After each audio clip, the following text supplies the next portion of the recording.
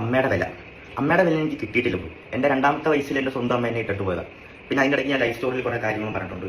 പിന്നെ ഇപ്പോൾ ഉള്ള അമ്മ സാധനം ഞാൻ കാണിച്ചു തരാം.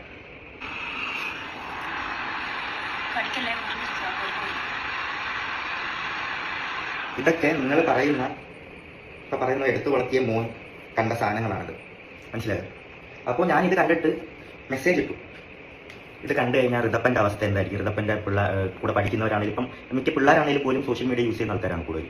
അപ്പം അതുവരെ കാണുന്നതായിരിക്കും. അപ്പോൾ അവനെങ്ങനെ ഫേസ് ചെയ്യും എന്നുള്ള കാര്യം ഞാൻ അമ്മയെടുത്ത് പറഞ്ഞപ്പോൾ അമ്മ എനിക്ക് തന്ന റിപ്ലൈ, ഞാൻ ചെയ്തതിൽ എനിക്ക് മോശമായിട്ടൊന്നും തോന്നില്ല, എനിക്ക് അതിന് 2 ലക്ഷം രൂപ 3 ലക്ഷം രൂപ കിട്ടുന്നുണ്ട്. ഞാനൊന്നും തിരിച്ച് റിപ്ലൈ എടുക്കാൻ പോയില്ല, ഞാൻ അവിടെ വെച്ചിട്ട് ക്ലോസ് ചെയ്തു ചാപ്റ്റർ, മനസ്സിലായി? അപ്പം ബ്രോ പറഞ്ഞു. ഇതാണ് കിച്ചു രേണുവിനെ കാണാൻ പോകാത്തതിൻ്റെ കാരണം വെളിപ്പെടുത്തിക്കൊണ്ടുള്ള ഒരു വീഡിയോ കിച്ചു ഇട്ടത്.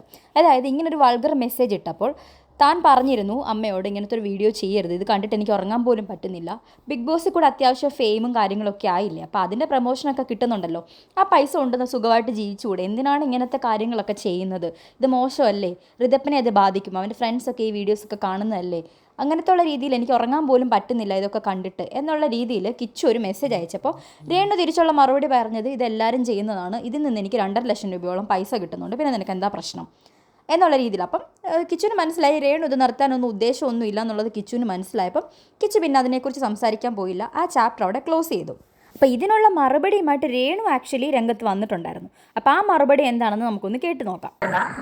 കിച്ചു എന്ന രാഹുൽ ഇപ്പോൾ ഒരു വീഡിയോ ആയിട്ട് മുന്നോട്ട് ഇറങ്ങിയിരുന്നു, സബ്സ്ക്രിപ്ഷൻ കൊണ്ടാണ് അമ്മയെ നിർത്തുന്നു എന്നൊക്കെ പറഞ്ഞു. ഞാനൊരു കാര്യം പറയട്ടെ, ഞാൻ എന്റെ ജീവിതത്തിൽ എന്ത് തുടങ്ങിയാൽ കിച്ചുവിനെ പരിചയപ്പെട്ടതിനെ തുടർന്ന്, എന്ത് സ്വിച്ചയുടെ മരിച്ചതിനെ തുടർന്ന് എന്ത് തുടങ്ങിയാലും ഞാൻ അത് കിച്ചുവിനെ അറിയിച്ചുകൊണ്ടാണ് ഞാൻ ചെയ്യുന്നത്. തെളിവുണ്ട് എൻ്റെ ഞാൻ നിങ്ങളെ കാണിക്കാം. കിച്ചു എന്തായാലും എന്റെ ചാറ്റ് പുറത്ത് വിട്ടല്ലോ, അപ്പൊ പിന്നെ എനിക്ക് പറയണമല്ലോ, പറയേണ്ട കാര്യങ്ങൾ എനിക്ക് പറയണം.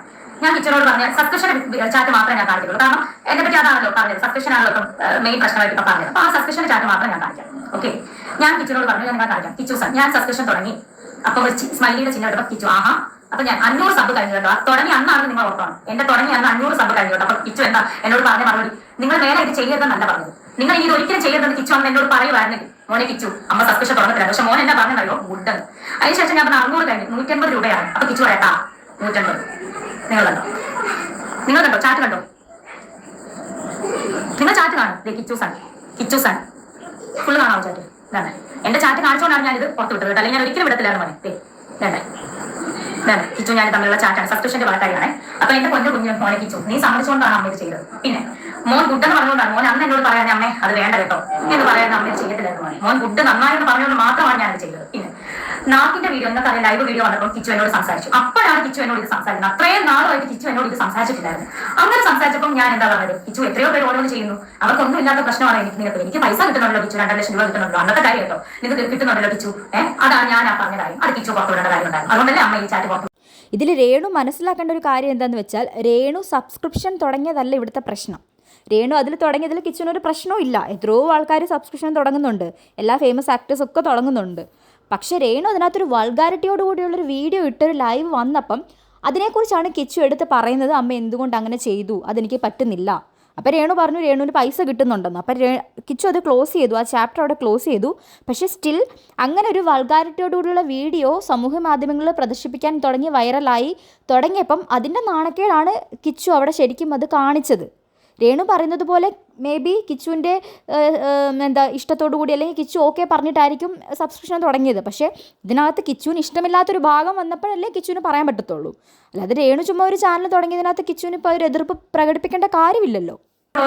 കിച്ചുവിനെ ഇപ്പം നിയന്ത്രിക്കുന്ന ഒരു സ്ത്രീ ഉണ്ടെന്ന് എനിക്കറിയാം, അവർക്കൊന്നും അറിയത്തില്ല, ഒന്നും അറിയാതെ എന്റെ മെക്കെട്ട് കയറാൻ വരെ മനസ്സിലായല്ലോ, ഒന്നും അറിയാതെ എന്റെ മെക്കെട്ട് കയറാൻ നിങ്ങൾ ദേവിയത്, ഞാൻ ക്യാൻസർ രോഗിയാണ്.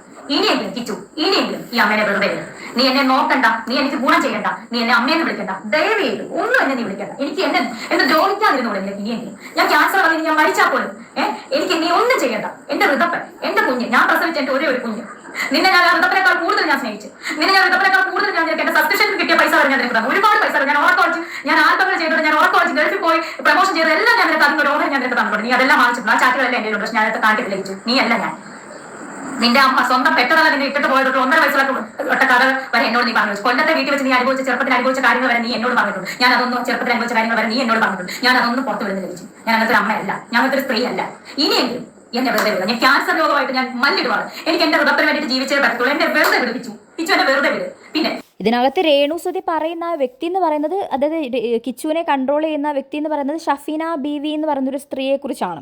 അവരാണ് കിച്ചുവിനെ കൺട്രോൾ ചെയ്യുന്നത്. ലൈക്ക് അവരൊരുപാട് വീഡിയോസ് രേണുവിനെ കുറിച്ച് പല രീതിയിൽ ഇട്ടിട്ടുണ്ട്. രേണു ഗർഭിണിയായെന്നും ഗർഭം അലസിപ്പിച്ചെന്നും സ്വർണം എന്തോ ഗോൾഡ് ഇത് ചെയ്യുന്നതെന്നും സ്മഗിൾ ചെയ്യുന്നതെന്നും അതേപോലെ ദുബായിൽ പോകുന്നത് വേറെ പ്രവർത്തിക്കുകയാണെന്നും അതിൻ്റെ ചാറ്റുകൾ പുറത്തു വിടുന്നു, കുറച്ച് ആൾക്കാർക്ക് കാണാൻ പറ്റുന്ന രീതിയിൽ മാത്രമാക്കി അവരുടെ ചാനലിൽ വീഡിയോസ് ഇടുന്നു. രേണുവിനെക്കുറിച്ച് മോശമായിട്ടുള്ളൊരു 100ഓളം വീഡിയോകൾ ഈ പുള്ളിക്കാരത്ത് ചെയ്തിട്ടുണ്ട്. കൂടാതെ കിച്ചുവിനെ ഇപ്പോൾ അവരാണ് മാനിപ്പുലേറ്റ് ചെയ്യുന്നതെന്നും കൺട്രോൾ ചെയ്യുന്നതെന്നുമൊക്കെയാണ് ആ ആളെക്കുറിച്ചാണ് രേണു ഇവിടെ പറയുന്നത്. അതുമാത്രമല്ല, ഋതപ്പനെക്കാട്ടും കൂടുതൽ ഞാൻ നിന്നെ സ്നേഹിച്ചു, എനിക്ക് കിട്ടിയ എല്ലാത്തിനകത്തുനിന്നും ഒരു ഓഹരി, എല്ലാ പൈസയ്ക്കകത്തുനിന്നും ഒരു ഓഹരി നിനക്ക് തന്നിട്ടുണ്ടെന്ന് പറയുന്നുണ്ട് രേണു. അത് കറക്റ്റാണ്. രേണു പല സ്ക്രീൻഷോട്ടിലൂടെ അത് അല്ലെങ്കിൽ വീഡിയോയ്ക്കകത്തൂടെ സ്ക്രീൻഷോട്ടൊക്കെ അയച്ച് രേണു അത് കാണിച്ചിട്ടുണ്ട്. രേണുവിൻ്റെ ഒരുപാട് പൈസകൾ കിച്ചു പലപ്പോഴായിട്ട് മേടിച്ചിട്ടുണ്ട്. അത് സത്യം തന്നെയാണ്. അതേപോലെ രേണു പറയുന്നൊരു കാര്യമാണ്, നീ കൊല്ലത്ത് വെച്ച് നീ അനുഭവിച്ച കാര്യങ്ങളൊക്കെ നീ എന്നോട് പറഞ്ഞിട്ടുണ്ട്, അതൊന്നും ഞാനിവിടെ പറയുന്നില്ല. അതെന്തോ നമുക്കറിയത്തില്ല, കാരണം കിച്ചുവിൻ്റെ ചൈൽഡ്ഹുഡിൽ നടന്നിട്ടുള്ള കാര്യങ്ങളാണ്, അതൊക്കെ നീ എന്നോട് പറഞ്ഞിട്ടുണ്ട് എന്നൊക്കെ പറയുന്നുണ്ട് രേണു. അതെന്തിനാണ് ഇവിടെ പറയുന്നതെന്ന് മനസ്സിലാവുന്നില്ല. പിന്നെ നമുക്ക് രണ്ടുപേർക്ക് അറിയുന്ന പല കാര്യങ്ങളുണ്ട്, അല്ലെങ്കിൽ ഫ്യൂച്ചർ വരെ ബാധിക്കുന്ന കാര്യങ്ങളുണ്ട്. സോ അതെന്നെ കൊണ്ട് പറയിപ്പിക്കരുത്. എന്റെ കുഞ്ഞ് നിങ്ങൾ ചേട്ടനായിട്ട് കണ്ടുപോയി, ഇനി എന്നെ കൊണ്ടൊന്ന് പറയിപ്പിക്കരുത്. രാഹുൽ ദാസിനെ പറ്റി എന്നെ പറ്റി പറയുന്നില്ല സസ്പെഷൻ. ഞാൻ സസ്പെഷൻ എന്നെ തുടങ്ങുന്നു നിയമപരമായിട്ട്. നിയമവിരുദ്ധമായിട്ട് ഞാനൊന്നും ചെയ്തിട്ടില്ലല്ലോ. കിച്ചു, നീ ഇപ്പോഴല്ലേ ഒരു വർഷമായിട്ട് തന്നെ നീ ഇപ്പം സ്വന്തക്കാരൻ നിൽക്കാൻ തുടങ്ങിയ കാര്യങ്ങളൊക്കെ. ഇതിന് മുന്നേ രാഹുൽ ദാസ് ഉണ്ടായിരുന്നു. ചിങ്ങവനം ഭാഗം, കൊല്ലാട് ഭാഗം, അതുപോലെ ഈ പൊങ്ങന്താനം, ഈ Thrikkodithanam police station, Vakathanam police station ഒന്ന് തിരക്കി നോക്കി രാഹുൽ ദാസിനെ പറ്റി. അറിയാനുള്ളവരോട് ഞാൻ പറയും. എന്നെ കുറ്റപ്പെടുത്തുന്നത് എന്തായാലും രേണുസുതി അങ്ങനെ നിയമവിരുദ്ധമായിട്ടൊന്നും ഞാൻ ചെയ്തിട്ടില്ല. അങ്ങനെയുള്ളവർ കുറച്ചും കൂടെ അറിയാൻ ആ പോലീസ് സ്റ്റേഷനിലോ അല്ലെങ്കിൽ ആ നാട്ടിലോ കൊല്ലാട് നാട്ടിലോ ഒന്ന് കിച്ചുവിനെ പറ്റി രാഹുൽ ദാസിനെ പറ്റി തിരക്കി നോക്കും. അപ്പൊ എനിക്കതും പറയാറുണ്ടല്ലോ രാഹുൽ. കിച്ചു, ഇനിയെങ്കിലും എന്നെ ഈ അമ്മയെന്ന് വിളിച്ചില്ലേ കുഴപ്പമില്ല, എന്നെ ഇനി ഉപദ്രവിക്കാതെ വിടുക. ഞാൻ നിന്നെ ചോദിക്കാൻ വരുന്നില്ല, എന്നെ ഉപദ്രവിക്കാൻ വിടുക. ഞാൻ ഒരു ക്യാൻസർ പേഷ്യന്റ് ആണ്. ഞാൻ നിന്റെ കാല് പിടിച്ച് അമ്മ പറയും, എന്റെ തടിക്കാൻ പറ്റുന്നില്ല, കിക്ലൈൻ കിടക്കുന്നത് ഞാൻ അടിച്ചു കഴിഞ്ഞാൽ എനിക്ക് വേദനിക്കും. ഞാൻ കാല് പിടിച്ച് പറയുക, എന്നെ ഇനി നാക്കിട്ട് എന്നെ ഇനി കുത്തി എന്നെ സംസാരിപ്പിക്കരുത്. എനിക്ക് വയ്യ ഇനി എന്റെ പേര് എടുത്തിടരുത്. എനിക്ക് ഗുണം ചെയ്തില്ലെങ്കിലും എന്നെ ദ്രോഹിക്കാതിരിക്കുക. എന്റെ കുഞ്ഞിനെ ഓർത്തിട്ട് ഇതിനകത്ത് എഴുന്നേറ്റ് വന്നേ പറ്റത്തുള്ളൂ എന്റെ ഹൃദയത്തിന് വേണ്ടി. ഇതിനകത്ത് പക്ക രേണു ഒരു ഭീഷണി പോലെയാണ് പറഞ്ഞിരിക്കുന്നത്. നിനക്കും എനിക്കും അറിയാവുന്ന നിൻ്റെ ഫ്യൂച്ചർ നശിച്ചു പോകുന്ന പല കാര്യങ്ങളും എനിക്കറിയാം, അത് നീ എന്നെക്കൊണ്ട് പറയരുത്. എൻ്റെ വായിൽ കോലിട്ട് കുത്തി നീ എന്നെക്കൊണ്ടത് പറയിപ്പിക്കരുത്. ഞാൻ ഒരു ക്യാൻസർ രോഗിയാണ് എന്ന് വെച്ചിട്ട് ഞാൻ മിണ്ടാതിരിക്കുമെന്ന് നിനക്ക് തോന്നുന്നുണ്ടോ എന്നുള്ള രീതിയിൽ ഒരു വാണിംഗ് ആണ് കിച്ചുവിന് കൊടുത്തിരിക്കുന്നത്. അപ്പോൾ എന്തൊക്കെ കാര്യങ്ങളാണെന്ന് അറിയത്തില്ല. അതേപോലെ രേണു പറയുന്നുണ്ട്, ഞാൻ ഇല്ലീഗലായിട്ടൊരു കാര്യവും ചെയ്തിട്ടില്ല, പക്ഷേ ഇവനെക്കുറിച്ച് കൊല്ലത്ത് വന്നിട്ടുള്ള ഏത് പോലീസ് സ്റ്റേഷനിൽ ചെന്നാലും ഒരുപാട് കേസുകൾ കിച്ചുവിനെതിരെ ഉണ്ട്, ഒരുപാട് കംപ്ലൈൻറ്റും കുറ്റങ്ങളും. അത് കിച്ചു ഓൾറെഡി കിച്ചുവിൻ്റെ ലൈഫ് സ്റ്റോറിക്കകത്ത് പറയുന്നുണ്ട്, എന്തൊക്കെയോ മയക്കുമരുന്ന് കഴിച്ചതും അങ്ങനത്തെ കാര്യങ്ങളൊക്കെ പറയുന്നുണ്ട്. ചിലപ്പം അതുമായിട്ട് ബേസ് ചെയ്തിട്ടുള്ള കേസുകളായിരിക്കാം. അപ്പം അതൊക്കെ പറയുന്നുണ്ട്. നീ അങ്ങനെയൊക്കെ നിന്നെക്കുറിച്ച് അവിടെ വന്ന് അന്വേഷിച്ച് കഴിഞ്ഞാൽ ഒരാൾ നല്ലത് പറയത്തില്ല. ഞാൻ നീ ചെയ്ത പോലുള്ള ഒരു ഇല്ലീഗൽ പ്രവൃത്തികളും ചെയ്തിട്ടില്ല, പക്ഷേ നീ അതേപോലത്തൊക്കെ ചെയ്തിട്ടുണ്ട്. അപ്പം കൂടുതൽ പറഞ്ഞ് നീ എന്നെ കുത്തി ഇളക്കി എന്നെക്കൊണ്ട് എൻ്റെ വായിന്ന് പലതും കേൾപ്പിക്കരുത് എന്നുള്ള രീതിയിൽ രേണു ഒരു ഭീഷണി അല്ലെങ്കിൽ ഒരു വാണിംഗ് പോലെ കിച്ചുവിനടുത്ത് പറഞ്ഞിട്ടുണ്ട്. പിന്നെ ഇത് കേൾക്കുന്ന ഏതൊരു പൊട്ടനും മനസ്സിലാവും ഇതൊരു സങ്കടത്തിൻ്റെ ഇതിലുള്ള ഒരു യാചനയൊന്നും അല്ല, ഇതൊരു ഭീഷണിയുടെ സ്വരമാണ് അല്ലെങ്കിൽ ഒരു വാണിംഗ് ആണ് എന്നുള്ളത് മനസ്സിലാക്കാൻ സാധിക്കുന്നുണ്ട്. നീ ഇത്രയും വരുമാനം കിട്ടുന്നുണ്ടോ? നീ ഒരു രൂപ ഒരു മുട്ടായി നീ അവന് മേടിച്ചു കൊടുക്കും. നിന്റെ അനിയനല്ലേ? എനിക്കൊന്നും വേണ്ട കിച്ചു. ഞാൻ നിനക്ക് തന്നിട്ടേ ഒരു പൈസ, അതിന് കണക്ക് പറഞ്ഞല്ല. അമ്മയ്ക്ക് പറയാനുള്ള ഒരുപാട് കാര്യങ്ങൾ, തെളിവ് സഹിതം കാര്യങ്ങളൊക്കെ ഇപ്പൊ മോൻ സ്നേഹം കാര്യങ്ങളൊക്കെ ആയിട്ട് അച്ഛന്റെ കാര്യങ്ങളൊക്കെ പറഞ്ഞ് മോശം കാര്യങ്ങളൊക്കെ ആവുന്നുണ്ട്. പല ആളുകൾക്ക് മോന്റെ വോയിസ് റെക്കോർഡും കാര്യങ്ങളും ഇപ്പോഴും നമ്മുടെ ചേട്ടാ അയ്യന്റെ ഫോണിനകത്ത് ഇപ്പോഴും കിടപ്പുണ്ട്, പഴയ റെക്കോർഡ് അച്ഛന്റെ മോന്റെ സംഭാഷണങ്ങളൊക്കെ. മോൻ ഈ കാണിച്ച അമ്മയുടെ ചാറ്റ് പുറത്ത് വിട്ട പോലത്തെ ഒരു അങ്ങനത്തെ ഒരു മനസ്സുള്ളവരാണ് ഞങ്ങളൊക്കെ. അതും പുറത്ത് വിടത്തില്ല മോനെ, ഞങ്ങളൊന്നും ചെയ്യുന്നില്ലല്ലോ. എന്നിട്ട് ഇനിയെങ്കിലും എന്നെ വെറുതെ വിടാൻ പറ്റില്ല. ഞാൻ ഒരു ക്യാൻസർ പേഷ്യന്റ് അല്ലേ, ഇനിയെങ്കിലും എന്നെ ഒന്ന് വെറുതെ വിടാൻ പറ്റില്ല. 11 വയസ്സിലെ സുധിച്ചേട്ടൻ അന്ന് ശ്വാസിൽ വെച്ച് എന്നെ ഏൽപ്പിച്ചപ്പോൾ ആരുമില്ലായിരുന്നു മോനെ. മോനെ പ്രാവശ്യം അച്ഛനോട് വഴക്ക് വിളിച്ച് കൊല്ലത്ത് പോട്ടെ എന്ന് പറഞ്ഞ് ഫോൺ വിളിച്ച് ഓർക്കുന്നുണ്ടോ? എന്നാൽ അവരെന്തുവാ പറഞ്ഞ മോനെ ഇങ്ങോട്ട് വരണ്ട, അവിടെ അച്ഛൻ്റെ അമ്മയുടെ കൂടെ നിന്നാൽ മതി. ഇതൊക്കെ മോനെ എനിക്ക് ഓർമ്മയുണ്ട്, പക്ഷെ മോനെ അതൊന്നും ഓർമ്മ കാണത്തില്ല. അപ്പത്തെ ഘട്ടങ്ങളിൽ ഇപ്പോൾ ഞാനുമില്ലായിരുന്നു. ഈ അമ്മയും ഈ കുറ്റം പറഞ്ഞ നിന്റെ അളിയനും ചേച്ചിയൊക്കെ ഉള്ളായിരുന്നു. ഓരോ കുറ്റത്തിന് പോലീസ് സ്റ്റേഷൻ വരെ കയറി ഇറങ്ങി ഞാനായിരുന്നു. വേറെ ആരും ഇപ്പൊ നിന്നെ ഈ കൊണ്ടു നടക്കുന്നത് ആരും ഇല്ലാത്തത് വന്നു. ഇനി എന്നെ കൊണ്ട് പറയിപ്പിക്കരുത്. ഇനി ഇത് കൂടുതൽ എനിക്കൊന്നും പറയാനില്ല. ഇനി എന്നെ വെറുതെ വിടുക. ഇത് നിന്നെ പറ്റിയുള്ള എന്റെ ലാസ്റ്റ് വീഡിയോ ആയിരിക്കും. ഇതിന്റെ ലാസ്റ്റ് വീഡിയോ ആയിരിക്കണം. നിന്നെ പറ്റി, ഈ രാഹുൽ ദാസിനെ പറ്റി അല്ലെങ്കിൽ കിച്ചുവിനെ പറ്റിയുള്ള ലാസ്റ്റ് വീഡിയോ ആയിരിക്കണം ഇതിന്റെ. ഇനി എന്നെ കൊണ്ട് വീഡിയോ എടുപ്പിക്കരുത് കിച്ചു. എനിക്ക് വയ്യ. ഞാനൊരു ക്യാൻസർ പേഷ്യന്റ് ആണ്. ഒരു ക്യാൻസർ രോഗിയായിട്ടുള്ള ഒരാളുടെ മനസ്സ് എത്രത്തോളം വേദനിക്കുന്നുണ്ട് നിങ്ങൾക്കറിയാം. ഡോക്ടേഴ്സ് ഇപ്പോഴും പറഞ്ഞിട്ടുള്ളത് എന്റെ മനസ്സിനെ വേദനിപ്പിക്കരുതെന്നാണ് ചേച്ചിയോടൊക്കെ പറഞ്ഞിട്ടുള്ളത്. നിങ്ങൾ ഉദ്ദേശിക്കുന്ന പോലെ അല്ല എന്റെ അസുഖം. നിങ്ങളോർക്ക് ക്യാൻസർ, ബ്രസ്റ്റ് ക്യാൻസർ, അതല്ല എന്റെ അസുഖം. നിങ്ങൾക്ക് എന്റെ സ്റ്റേജ്. പിന്നെ ഇതിനകത്ത് രേണു പറയുന്നത് ഋതപ്പനെ കാണാൻ കിച്ചു വന്നിട്ടില്ല, പൈസ കൊടുത്തിട്ടില്ല എന്നുള്ളതൊക്കെയാണ്. അത് കറക്റ്റ് ആണോ എന്നുള്ള കാര്യത്തിൽ അറിയത്തില്ല. കാരണം കിച്ചു പലപ്പോഴും പോകുന്നതും ഗിഫ്റ്റ് മേടിച്ച് കൊടുക്കുന്നതും പുറത്തൊക്കെ കൊണ്ടുപോകുന്നതൊക്കെ വീഡിയോസ് കാണുന്നുണ്ട്. അങ്ങനെയൊക്കെ ചെയ്തിട്ടുണ്ടെന്നുള്ളത് തന്നെയാണ് കിച്ചു പറയുന്നത്. അപ്പം അതിനെക്കുറിച്ച് അറിയത്തില്ല. പക്ഷേ രേണുവിൻ്റെ കയ്യിൽ നിന്ന് ഒരുപാട് വട്ടം പൈസ കിച്ചു മേടിച്ചിട്ടുണ്ട്.